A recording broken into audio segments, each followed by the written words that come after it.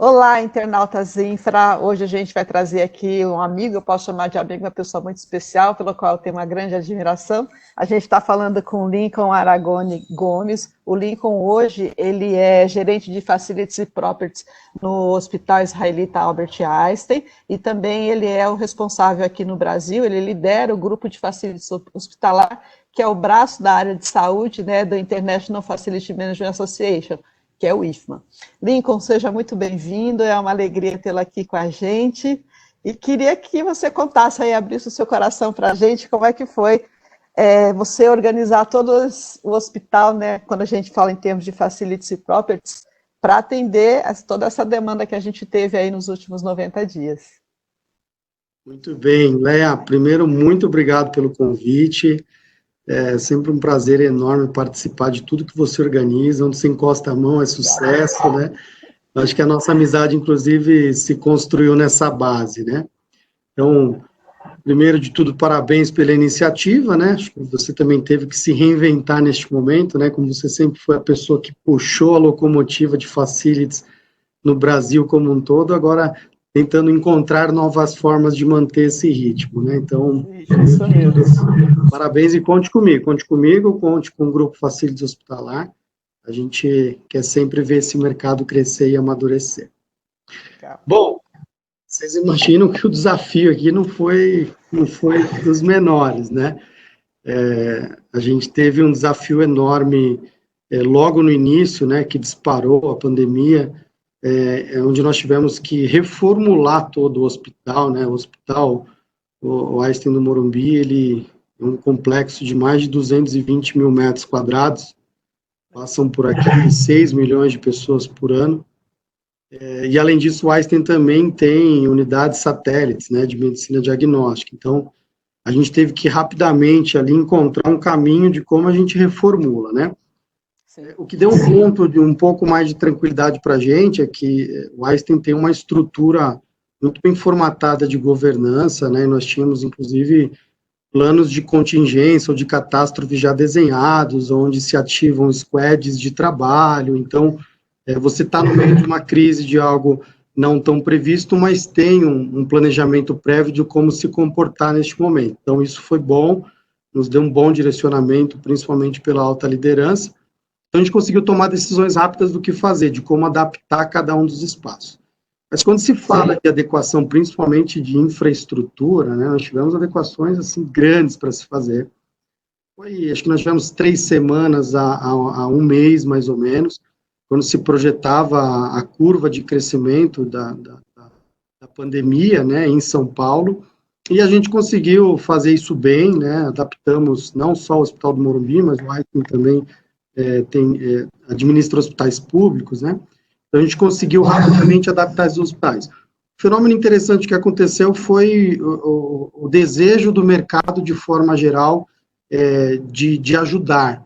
Então, para vocês terem noção, dentro de um dos nossos hospitais públicos, na Zona Sul de São Paulo, nós conseguimos fechar uma parceria com 2 grandes multinacionais, e eles nos ajudaram a construir alguns leitos, num formato de construção muito legal, muito rápido, que a gente ficou impressionado, através daqueles containers, né, que você olha por fora, nem parece container, tanto que era um definitivo, que era um provisório que vai ficar definitivo.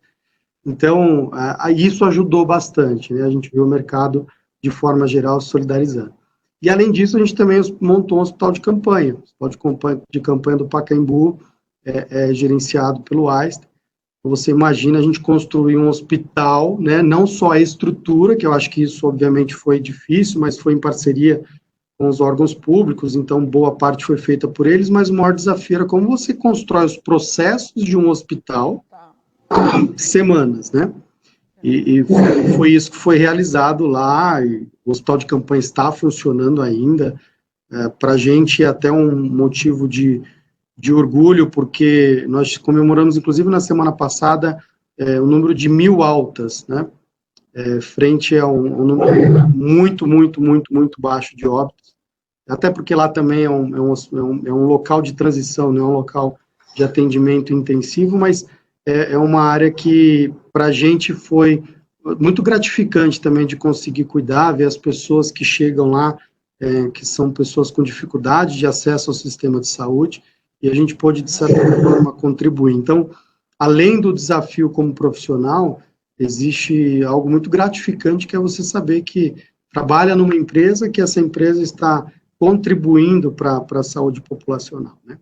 Então, apesar do desafio, ele foi algo maluco, assim, mas foi interessante também ver a capacidade de resiliência e de adaptação dos profissionais de facilities. Acho que isso já está um pouco no nosso DNA, né? E a gente conseguiu imprimir uma velocidade de mudança e reunir times de pessoas de áreas diferentes e tal. Então, no fim, entre muitos desafios, o sucesso foi bacana. A gente conseguiu adaptar várias áreas e estar pronto e preparado para receber os pacientes que eventualmente se contaminassem. Né? Certo. O que aconteceu foi, na verdade, um fenômeno, pelo menos no setor privado, isso não é algo só para o Einstein, nem é algo que não é sabido por todos, né? Isso é uma informação pública. Os hospitais da rede privada não tiveram um volume de atendimento tão alto, né? Então, até aquilo que a gente se estruturou, se preparou, não necessariamente foi utilizado, né, em seu volume total.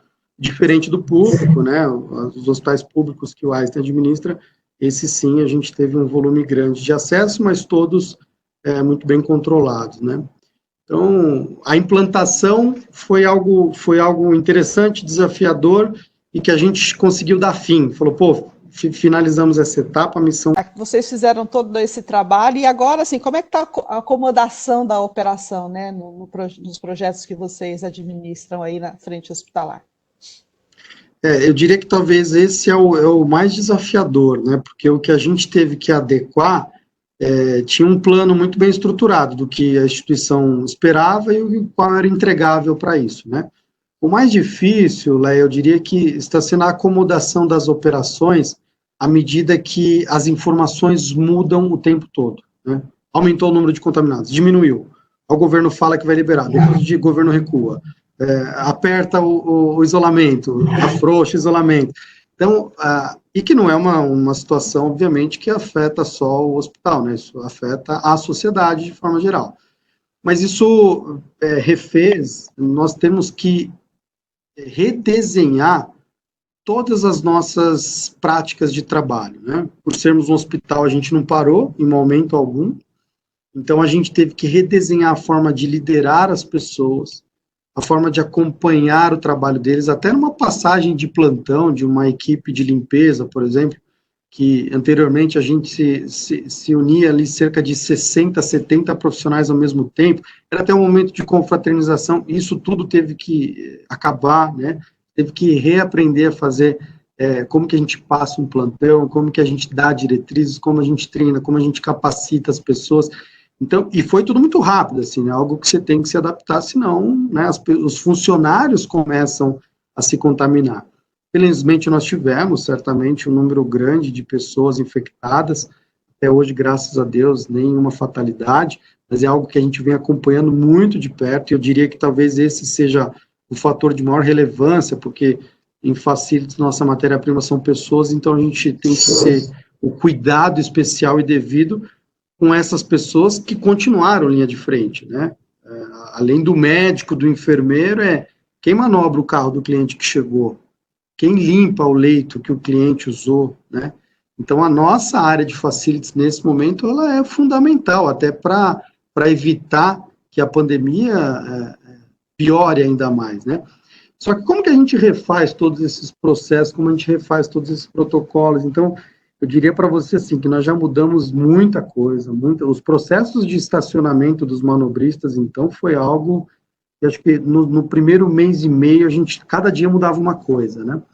Porque é um aprendizado contínuo, ninguém tinha cartilha para isso. Então, desde processos de rouparia, processos de lavanderia, compras monstruosas de EPIs, né? No momento que o mercado passava por uma escassez absurda. Então, assim, foi muito desafiador no início, e hoje continua sendo, mas hoje eu vejo um pouco mais estruturado. O nosso ponto de vista é que nós chegamos num estágio da pandemia, que a gente já sabe mais ou menos o que ela é, como ela funciona, a gente ainda não sabe o fim dela, né? mas a gente também sabe que o fim não está tão próximo, então isso já nos permitiu a redesenhar um plano. Quando a gente fala da camada estratégica da gestão de facilities dentro da instituição, nós já nos permitimos a desenhar um plano de tudo que precisa ser redesenhado e reestruturado. E é isso que eu fiz recentemente com o meu time direto de gestão. Nós estamos, neste momento, endereçando a revisão de todos os processos e todos os protocolos, porque a gente vem chamando de novo normal, né? Um clichê, todo mundo já fala isso, mas de fato é um novo normal. É uma nova maneira, a gente já vê as pessoas indo para a rua, a gente já vê as pessoas ocupando o comércio, num novo comportamento. Então, a gente não quer entrar neste novo normal na maneira como nós tivemos que entrar na pandemia, que era uma situação mais de contingência, assim, vamos ver o que a gente consegue fazer com as ferramentas que a gente tem.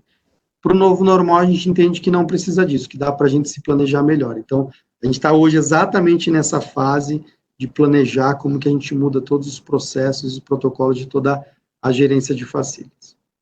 Tá, e essa retomada, você acredita que todos esses processos que você melhorou, que você adequou aí pela contingência, você vai manter alguns desses processos ou você, assim, a partir do momento que tudo volte à normalidade, você volta com os processos antigos, ou teve muito aprendizado nesse processo que você acha que eles vão permanecer?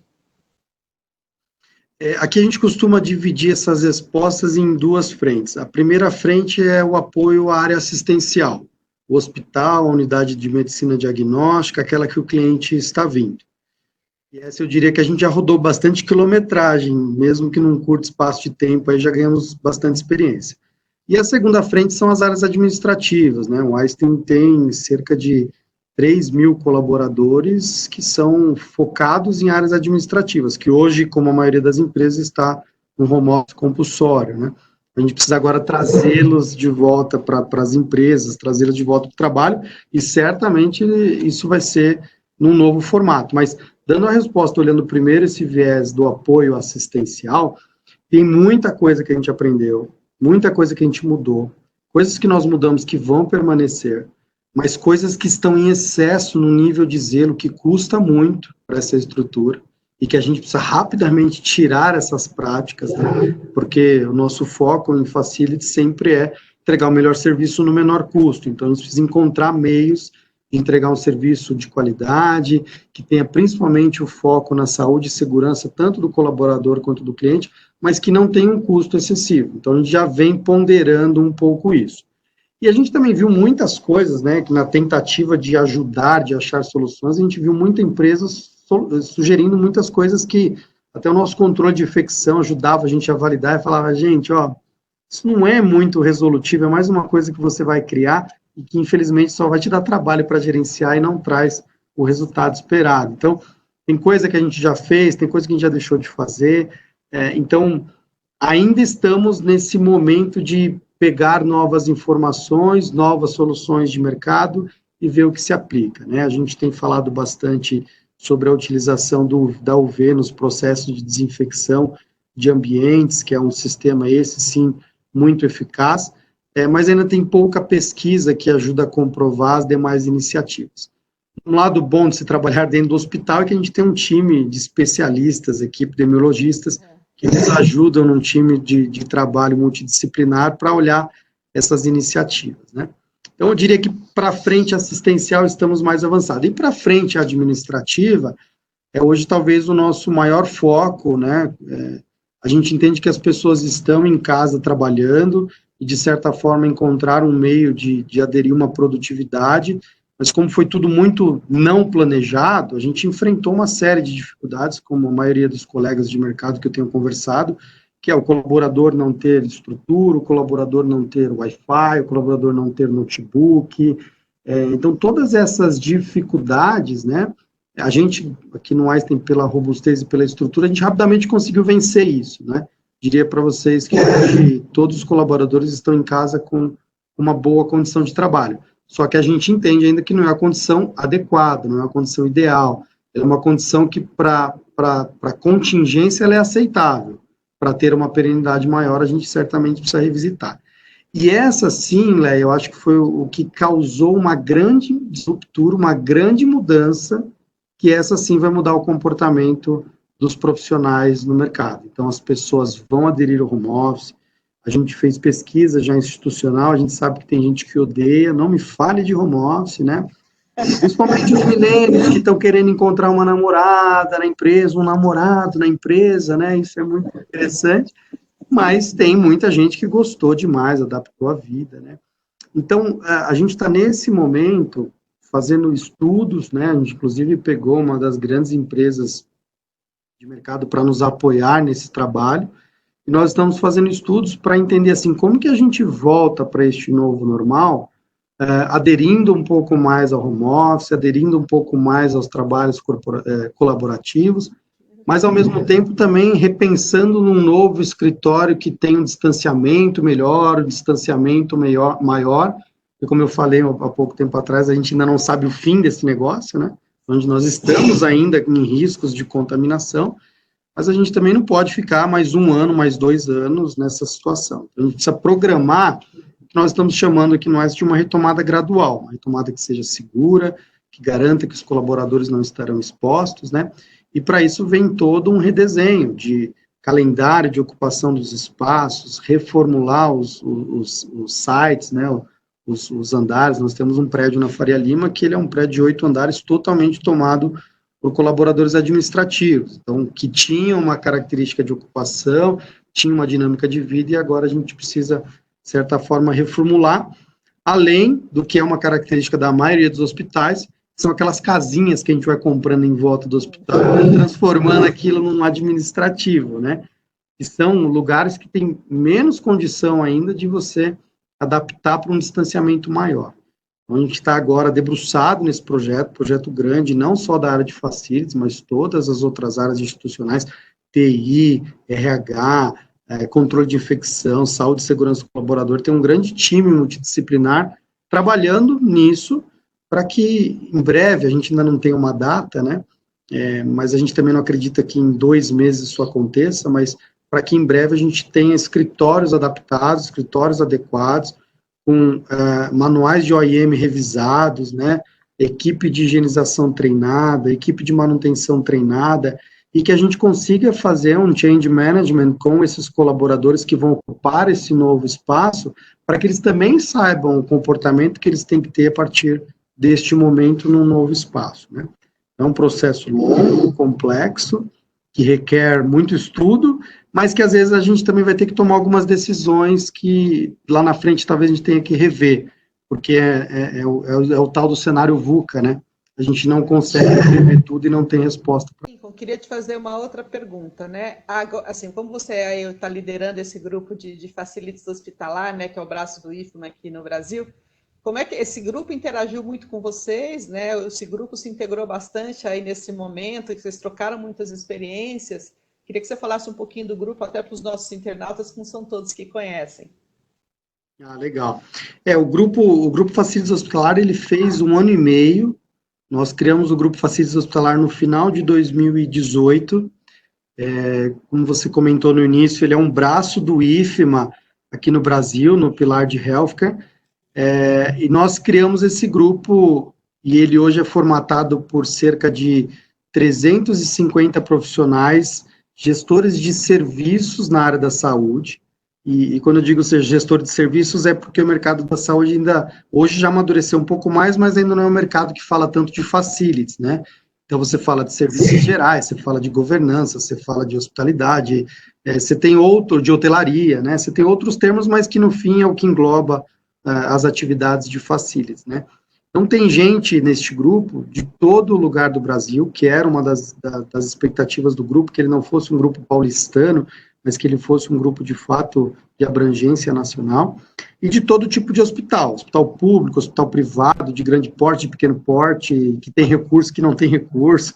A gente tem todo tipo de situação lá. E a gente passou o ano de 2019 tentando engatar o que é esse grupo, como a gente vai funcionar, e à medida que um ia contando para o outro, ele foi ganhando uma proporção muito legal, né?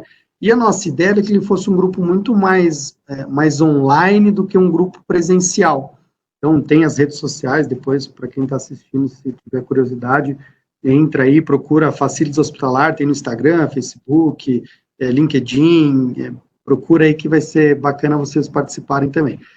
E quando a gente idealizou, falou, nós vamos fazer encontros a cada 3 meses presenciais, né? Mas o encontro presencial é um negócio tão bom ali, ele gera tanto conhecimento, network, né?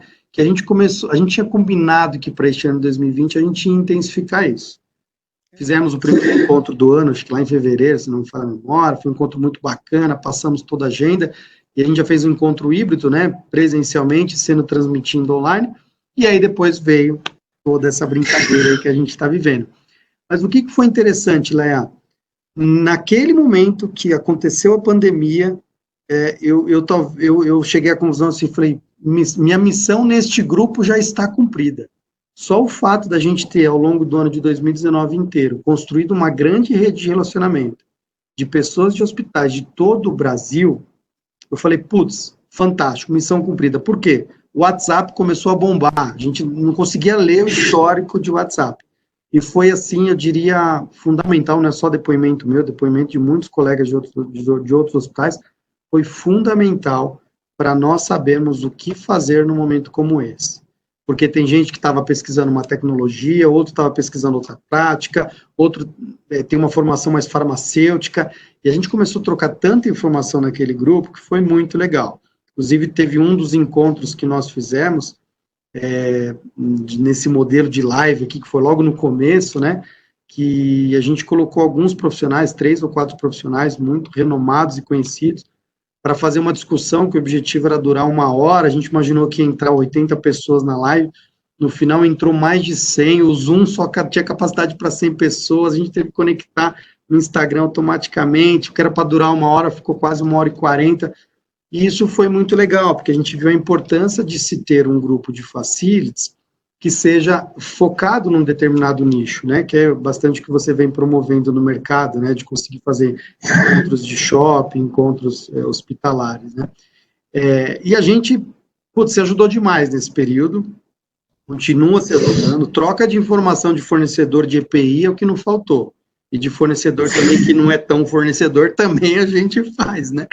Então, é uma grande rede de relacionamento, muito bacana, tem uma grade toda programada para o ano, que esse ano, infelizmente, atrapalhou um pouco, mas que eu não tenho dúvidas de que é um grupo que foi fundamental neste momento de pandemia e que é o grupo que vai ajudar a amadurecer o setor da saúde cada vez mais, quando se fala de gestão de serviços de facilities.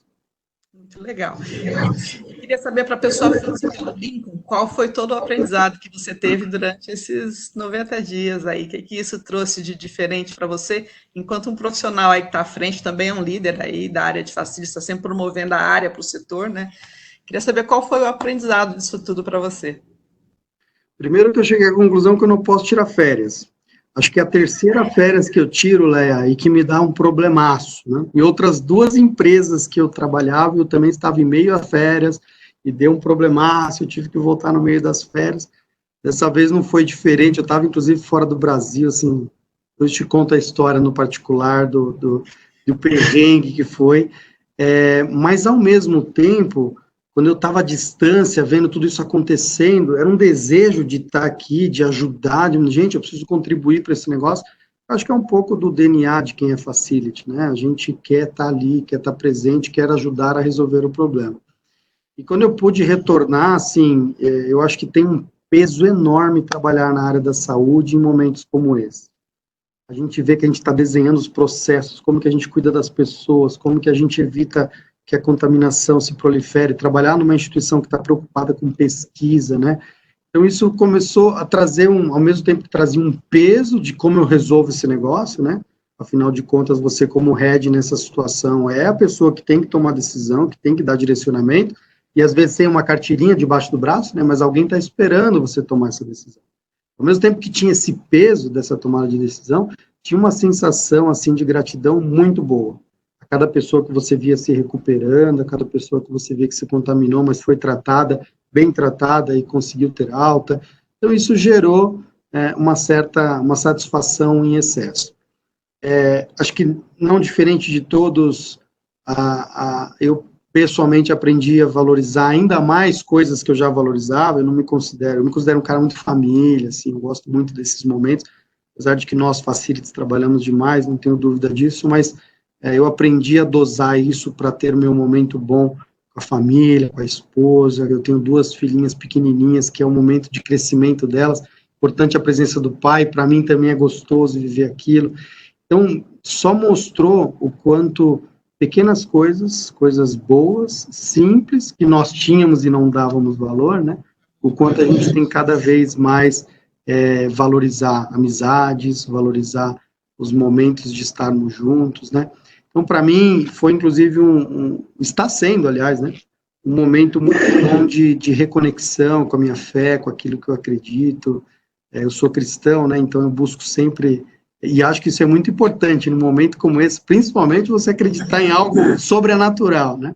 Então eu diria que foi uma transformação, está sendo uma transformação também para mim, e obviamente estou tentando puxar disso a metade do copo cheio. Metade do copo vazio, eu costumo dizer que em momentos de crise tem gente que chora e tem gente que vende lenço. Eu estou trabalhando para vender lenço, deixa que alguém chore.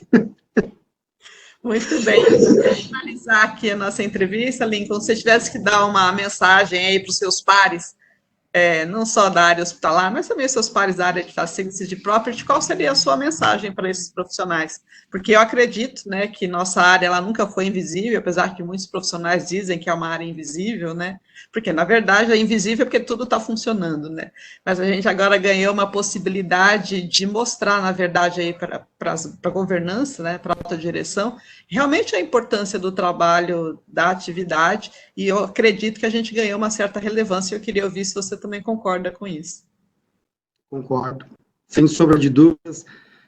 Nós já saímos do subsolo, né, Léo? Faz alguns anos que a gente saiu do subsolo, e eu arrisco a dizer que daqui a pouco a gente está indo para a cobertura, daqui a pouco nós estamos no rooftop. Eu acho que, assim, a mensagem fundamental neste momento é que a sociedade carece de decisões, de direcionadores, né? Nem todo mundo tem resposta para tudo, né? Hoje nós, inclusive, tivemos uma live que o RH promove agora com frequência sobre aspectos de liderança, né? E uma dos modelos de liderança que estava sendo dito é o modelo ágil, né? E que mostra que esse modelo ágil requer que a gente assuma alguns riscos, né? Planeje um pouco, mas não planeje tanto, porque a gente não tem resposta para tudo nesse momento, e que a gente tome algumas decisões, mesmo assumindo riscos que a gente tem que corrigir lá na frente. Eu acho que as empresas, nesse momento, precisam disso. Eu digo que para meu time, para os meus amigos, que do mesmo jeito que apertar um botão de todo mundo vai para casa, ninguém vai apertar o botão de todo mundo tem que voltar, né? Às vezes eu conto isso para os meus amigos, o cara fala, como você ficou frio? Eu falei, talvez o fato de eu trabalhar no hospital, estou vendo a realidade ali, e essa é a minha opinião. Ninguém vai apertar um botão de que a gente pode voltar. Eu acho que a função do Facility Manager nesse momento é planejar, muito bem planejado, como nós vamos voltar, quais as características, quais as condições, em qualquer que seja a indústria, tá? Seja só uma empresa com escritório, seja uma fábrica, ou seja um varejo, shoppings, né? Alguém tem que planejar, e você vai planejar, vai desenhar e vai implantar. Putz, mas eu errei, tive que mudar. Ótimo, você errou tentando. As empresas hoje carecem desse profissional, e eu concordo com você quando ele ganha destaque, Leia, porque nós hoje temos a resposta do que deve ser feito no ambiente de limpeza. Quando que a limpeza teria evidência o valor que ela tem hoje, né? Sim. Nós hoje vamos ensinar as pessoas a fazer o tal do self-cleaning, né? Nós vamos falar para a pessoa, sabe aquilo que o camareiro aprendeu a limpar, que o auxiliar de serviços gerais aprendeu a limpar? Você também tem que aprender, vai fazer parte do seu currículo, né? Então, é muito rico isso. Então, é o momento do Facility Manager enxergar tudo isso, criar regras e recomendar a alta liderança para que isso seja implementado. Eu diria que o maior desafio neste momento, no meu ponto de vista, é aprender a liderar, reaprender, literalmente, Léo. Eu estava fazendo uma autorreflexão, falei, putz, tudo que eu aprendi a liderar até hoje, boa parte não serve mais. Porque boa parte era presencial, era no cafezinho, era por exemplo, né? Como que hoje a gente garante a alta performance da equipe que estava ali na mesma sala com você, no mesmo escritório com você, hoje está cada um na sua casa? Gestão de Gestão à distância é algo muito difícil, Eu acho que o Brasil não está preparado para isso, nós não somos um país com adesão a essa realidade. Então, é importante que o gestor de facilities tenha em mente que, assim, se você era um bom líder, ou se você é um bom líder, faça uma autocrítica dizendo, opa, será que eu sou um bom líder para este novo normal? Né?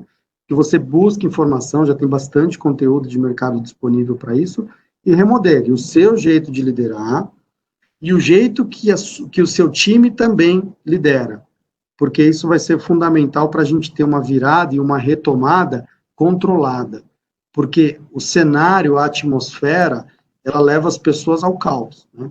Essa é a verdade. É muito trabalho, né? Tem alguém que você conversa que não fala que está em casa trabalhando igual um louco? Todo mundo falando que está trabalhando igual um louco, né? Prazer, eu também, né? E do outro lado, um monte de gente falando, eu perdi meu trabalho. Então, o cenário é de caos, não tenha dúvida disso. Qual é a função do Facility Manager? Inteligência emocional. Você é o cara que tem que matar no peito e falar, tá tudo sob controle, pessoal. E você, de certa forma, tranquiliza seu time, tranquiliza a instituição que você trabalha, gera confiança e contribui para uma retomada mais confortável ou mais controlada. Muito bem. Lincoln, queria muito agradecer a sua participação aqui hoje com a gente. Foi rico, como sempre, né? Sempre uma delícia conversar com você.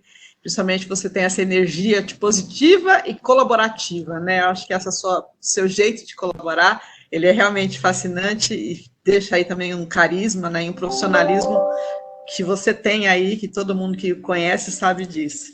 Nós da Infra realmente agradecemos a sua participação. Tá bom?